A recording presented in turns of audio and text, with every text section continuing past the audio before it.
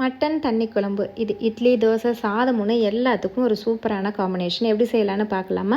மட்டனை நல்லா கழுவிட்டு 1/2 டீஸ்பூன் மஞ்சள் தூள், 1 ஸ்பூன் மிளகாய்த்தூள், 2 ஸ்பூன் தயிர் சேர்த்து நல்லா கலந்து விட்டுருங்க. இது ஒரு 1/2 மணி நேரம் ஊற வச்சுருங்க.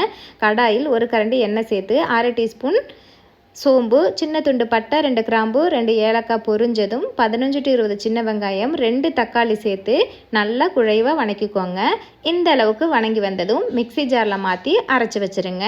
இப்போ குக்கரில் 3 கரண்டி எண்ணெய் சேர்த்து சின்ன துண்டு பட்டை, 2 கிராம்பு, 1/2 டீஸ்பூன் சோம்பு, 1 கொத்து கருவேப்பிலை நல்லா பொரிஞ்சதும் 2 ஸ்பூன் இஞ்சி பூண்டு விழுது சேர்த்து கலந்து விட்டுருங்க. இது நல்லா பச்சை வாசனை போனதும் நம்ம ஊற வச்ச மட்டனையும் சேர்த்து குழம்புக்கு தேவையான உப்பு சேர்த்து 3 ஸ்பூன் மல்லித்தூள், 1 ஸ்பூன் மிளகாய்த்தூள் சேர்த்துக்கோங்க. ஆல்ரெடி நான் மிளகாய்த்தூள் சேர்த்துருக்கதால இப்போ கம்மியாக சேர்த்துருக்கேன்.